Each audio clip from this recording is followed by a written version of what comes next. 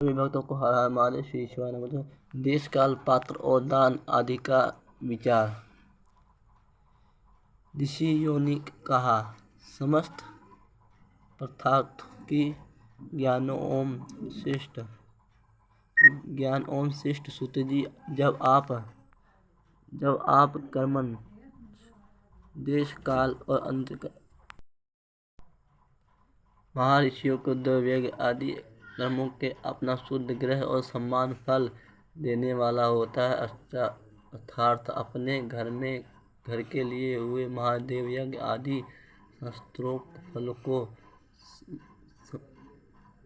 मात्र के देने वाला होता है। गौशाला का स्थान कर की अपेक्षा 10 गुना फल देने वाला होता है।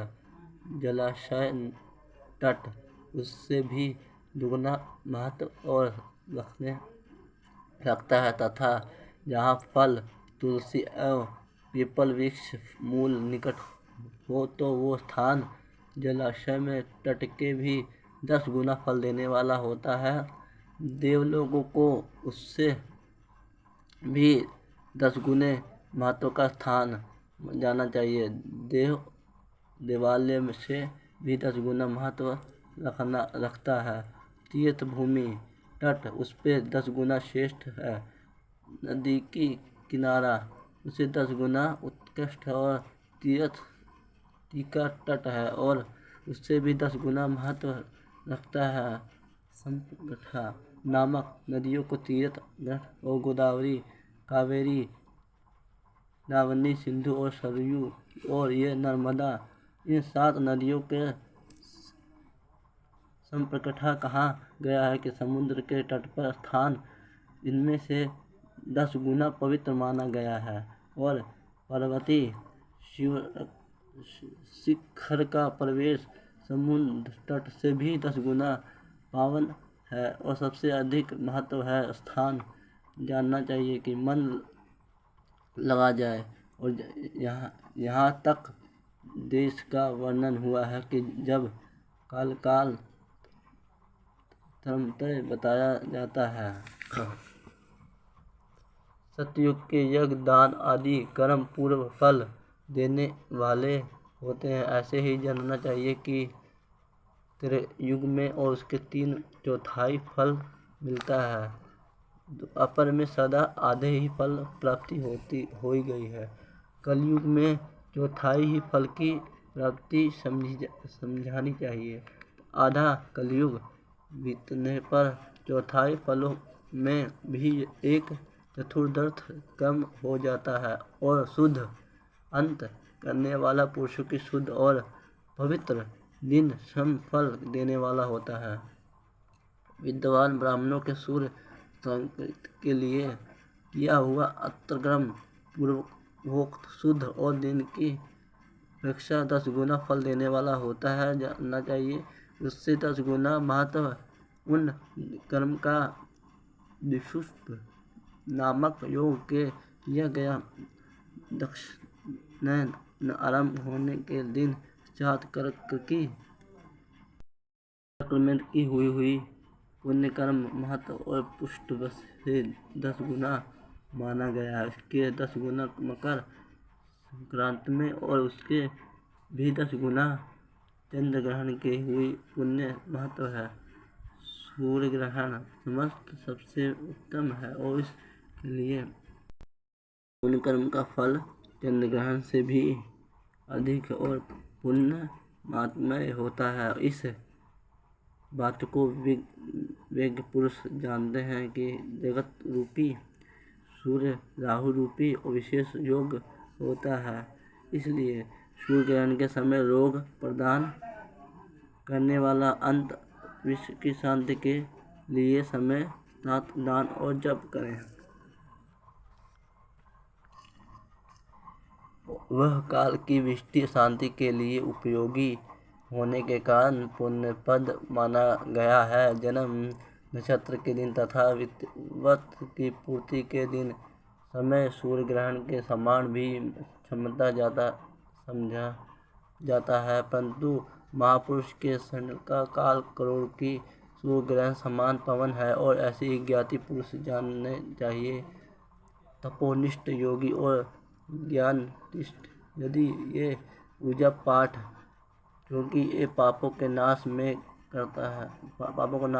करता कारण होता है, जिससे 24 लाख गायत्री जप कर लिया है वो ब्राह्मण भी पूजा उत्तम पात्र है और संपूर्ण फलों की भोगों को देने समर्थ है और तत्र करता है, साथ ही नरक में गिरने से बचाता है।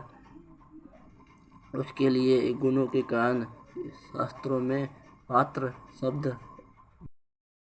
गायत्री अपने गाय का पतन शास्त्र करती है और इसलिए वो गायत्री कहलाती है। जैसे ही लोगों से जो धनहीन है और दूसरों के धन नहीं देते, जो वहाँ धनवान है वही दूसरों के धन दे सकता है, उसी तरह के स्व शुद्ध और पवित्र है और वही दूसरे मनुष्यों को शास्त्र ही उतार कर सकता है। जो गायत्री जप करके शुद्ध हो गया वही शुद्ध ब्राह्मण कहलाता है। इसलिए दान, जप, होम, पूजा सभी करने के लिए वही शुद्ध पात्र है। इसलिए ब्राह्मण ही दान तथा रक्षा करने पात्र रखता है।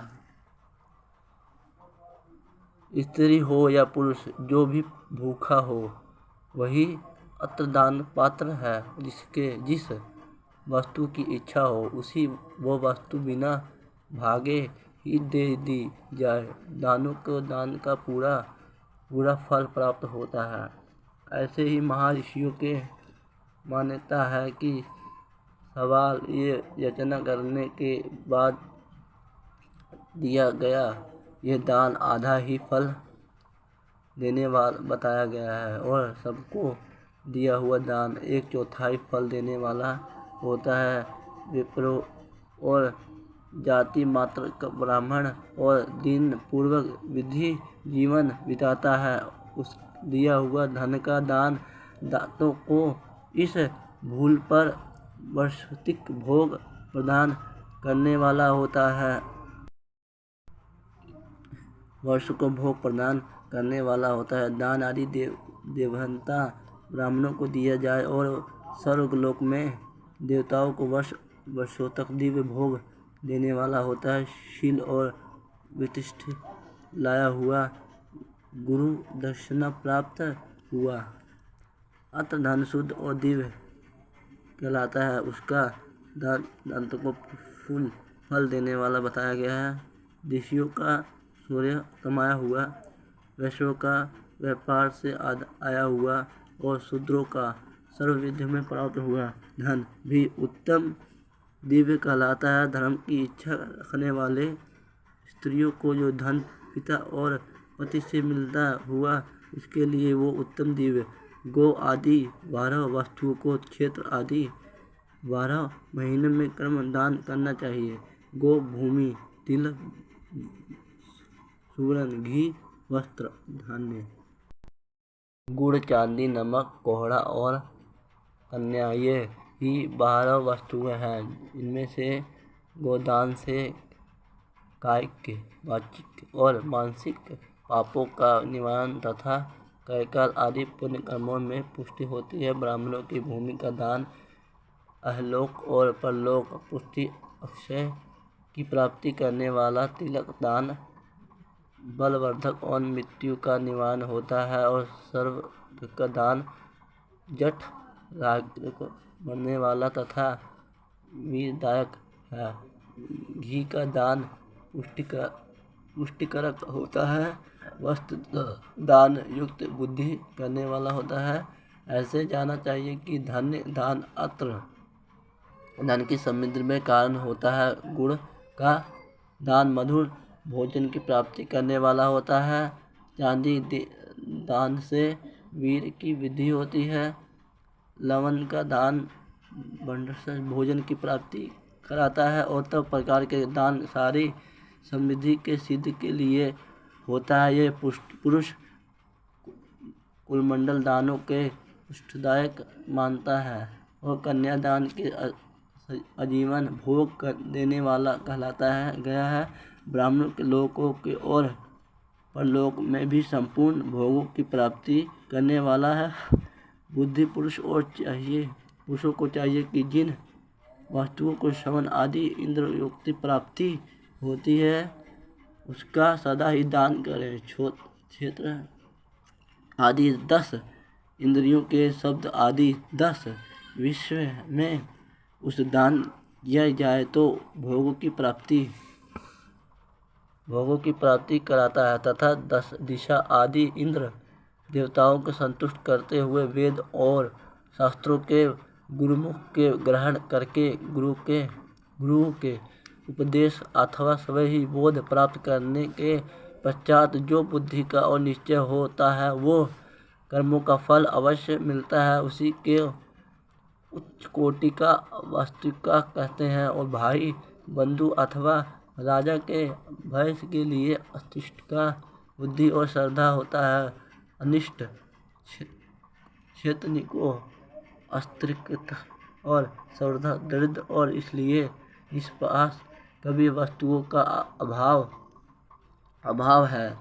उर्वाणी अथवा कर्म शरीर द्वारा यजन करे। मंत्र स्तोत्र जप अदृक को वाणी द्वारा किया गया यजन समझना चाहिए कि तथा तीर्थ यात्रा और व्रत आदि को विद्वान पुरुष शरीर के यजन मानते हैं कि जिन किसी से थोड़ा सा भी यह बहुत देवतर्पण बुद्धि और कुछ भी दिया हुआ अथवा किया जाए दान अंतर्गत भोगों के प्राप्ति करने के समर्थन होता है। तपस्या और दान ये 2 कर्म मनुष्य सदा ही करने के लिए करना चाहिए तथा गृहस्थ का दान करना चाहिए जो अपने मन चमन दमन और सफाई और गुण सुख सुविधा और सुशोभित हो।